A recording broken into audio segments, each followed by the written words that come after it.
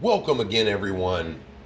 Jerry's Old Guy Review, Part 3 of the Wendigo Redcat Racing build. We are almost there, guys. The chassis, the body's almost done. So you're not going to see the body until the run video.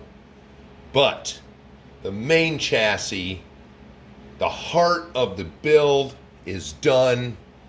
I've got a few more observations, a few more tinkering bits, so to speak, that I ran into, and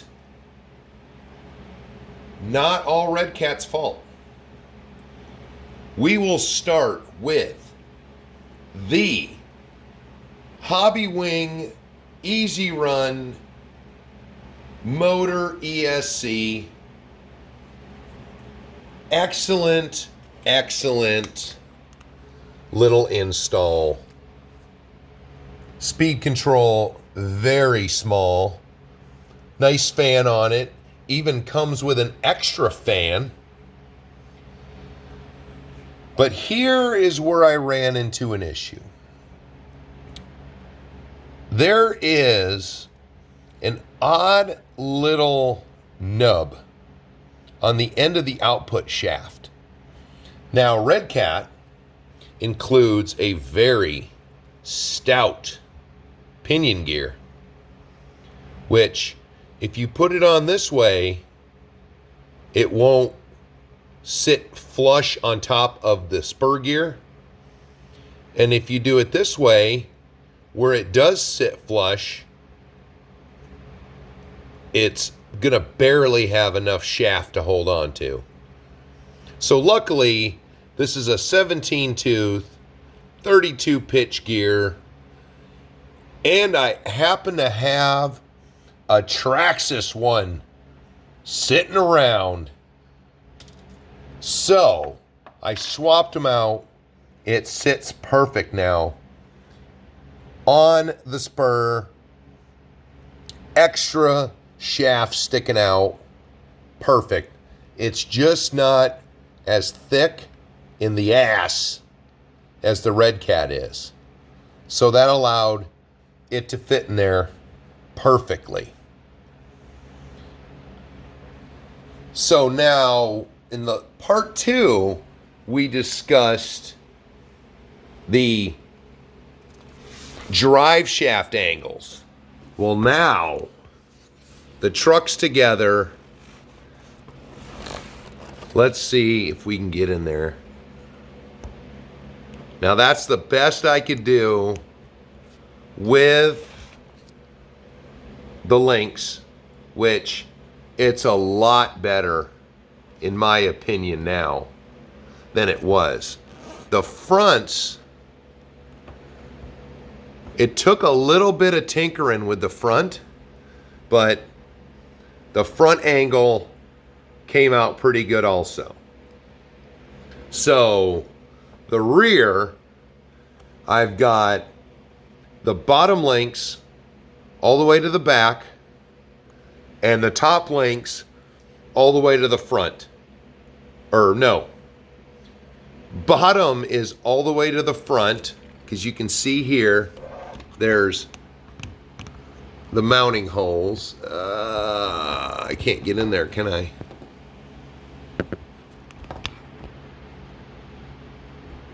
Right there. So these are the 3 mounting positions. Redcat wants it in the middle. So this is all the way forward. And the top ones are all the way to the back to swing the rear differential into a straighter angle, not perfect. Now the rears, or the fronts, I did a similar thing to.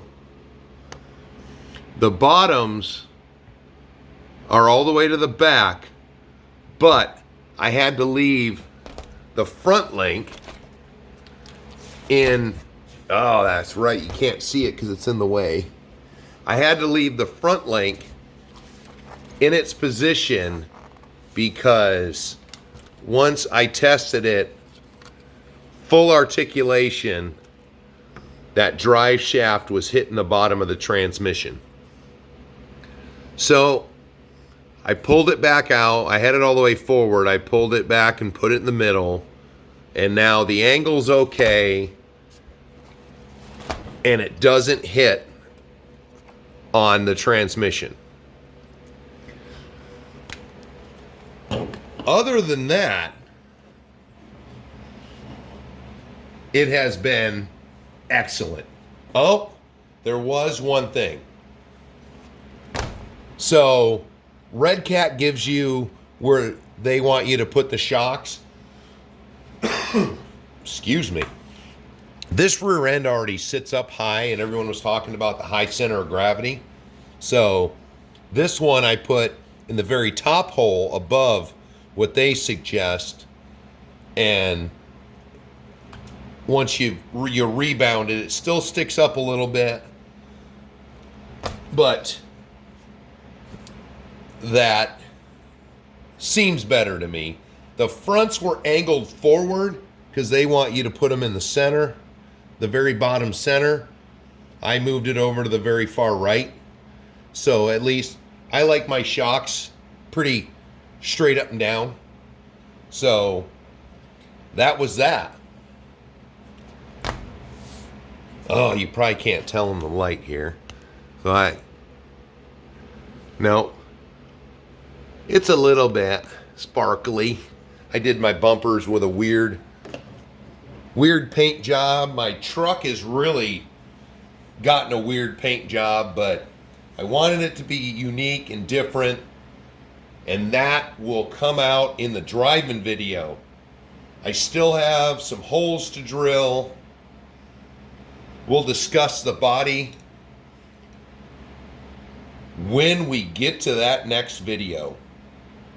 Because I'll tell you what, as stout as the kit is, there is a lot of drilling and making holes on the body. So if you think, once you do this kit, if you think that was a pain in the ass and took a long time, the body's going to take definitely a long time too. But the roll cage, the plastics, I will go on about that for the next video. So far, that was pretty much it. So, on the next one, it will be, I got to do some cleanup because I'm going to run it in the front yard for a change. The backyard is just a muddy snow pit, not a lot of open straights right now. So I'm going to do some cleanup on that today, and hopefully this truck will be ripping around on the next video. So thank you, everyone. Wait a minute, on a final note, Tim Clark wanted to know the axle links on this truck. And I just gave him a ballpark, but I've got my notes. Tim, the front axle is 10 inches and a fourth, and the rear axle is 10 inches, 5/8.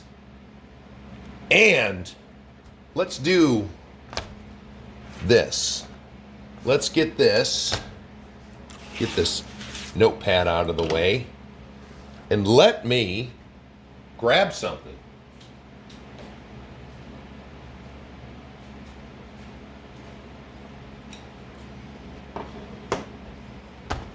Okay, I grabbed something. Here we've got the Gen 8 V2 and the Wendigo side by side. Now,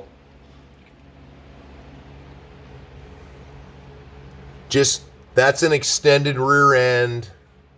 So the chassis themselves are still the same size, but there they are side to side, beefy monster. Just so we can see, I think it's fabulous to take the basic same chassis setup and make two completely different trucks with. So that's it. Next video, ripping it up. Look at those tires. Looking at the different setups. I love it. So I will see you on the next video, which will be driving.